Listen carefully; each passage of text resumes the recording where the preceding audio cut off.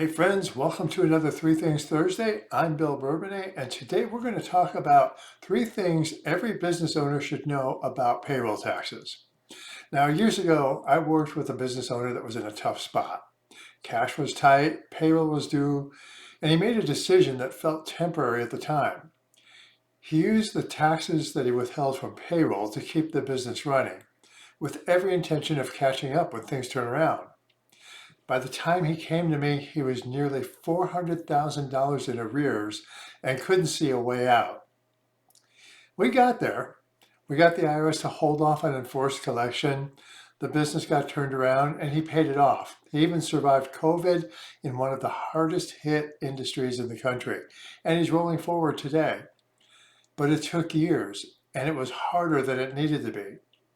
Now, the IRS has a monthly criminal investigation tax case. They call it the tax case of the month. One adjudicated criminal case selected to show what enforcement really looks like. February's case, a Kentucky coal mining company owner, 4 years in federal prison, $22.1 million in restitution. He withheld payroll taxes from his employees' paychecks for over 5 years and kept the money. Most payroll tax problems don't start that way. Most start exactly like my clients did, a rough quarter and a plan to catch up.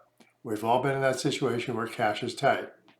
Now, here are three things that every business owner needs to understand about payroll taxes before that plan becomes a problem. Thing number one, withheld payroll taxes are not business cash. The moment you run payroll, the withholding stops being yours and immediately becomes something else. When you withhold federal income tax and the employee share of Social Security and Medicare taxes from your employee's paycheck, those funds are held in trust on behalf of your employee and on behalf of the government. You are the custodian. The IRS calls these trust fund taxes. That word, trust, is intentional and it's very specific. You didn't earn that money. Your business didn't earn that money. It passed through your hands on its way to the Treasury. What people miss is the framing it as I'm behind on a tax bill is already the wrong frame. You're not behind on something you owe.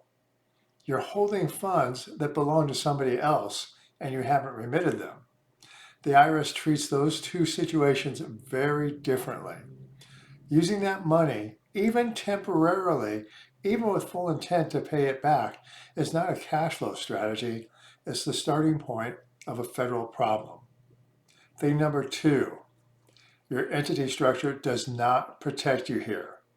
This is the one that surprises most people the most frequently. Your LLC, your S corporation, your C corporation, those structures exist to separate your personal exposure from your business exposure. That's the point. And a lot of times for a lot of business tax liabilities, that separation holds. Payroll taxes are different. Congress wrote a specific tool into the tax code, that's the Internal Revenue Code section 6672, specifically designed to reach through the entity and land that liability personally on you. It is called the Trust Fund Recovery Penalty. The standard for assessment isn't fraud, it's not criminal intent, it's two things. You are a responsible person, meaning you had knowledge of the obligation and the authority to direct the payment, and the failure was willful. If you own the business and you run payroll, you meet that standard. The assessment is personal, not against the business entity, against you. And it does not discharge in bankruptcy. Now, here's one more thing that people miss. If multiple people had authority, a bookkeeper, a CFO, a co-owner with signature authority, the IRS can come in and assess multiple responsible persons. It's not an either or, it is and. Each of you would be equally responsible for the full amount of that trust fund recovery. The distinction that matters here is that the entity was designed to protect you from a lot of things. It was never designed to protect you from money you were holding on someone else's behalf. Section 6672 exists precisely because that protection would be inappropriate in this context. Thing number 3, catching up later is not a plan that the IRS shares. Here's how the logic usually runs. This is what we've seen. This is what the court cases show. Business is tight. I'll cover payroll with this, stay current with my vendors, keep the doors open. Things will turn around next quarter and I'll catch up then. That's a plan, and that feels reasonable in the moment, but the IRS has a different plan.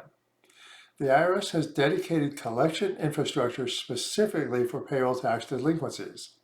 They identify them early, they move on them, and when the amount is significant or the pattern looks deliberate, they refer cases to criminal investigation.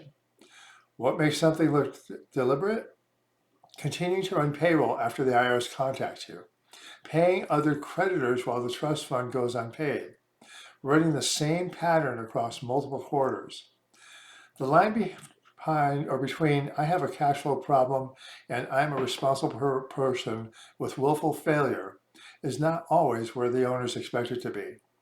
The IRS gets to draw that line. What people miss is that early engagement changes the outcomes. My client's situation was serious. Nearly $400,000 in arrears is serious. But we got ahead of enforced collection, we structured a path forward, and the business had time to recover. That path does not stay open indefinitely. The owners who end up in the worst positions, the ones who end up as the tax case of the month, are almost never the ones who came in early and said, I have a problem, help me fix it. So in closing, payroll taxes are not the place to manage cash flow. Those withhold funds were never yours. The entity will not protect you. And the window to resolve this on your own terms closes faster than most owners expect.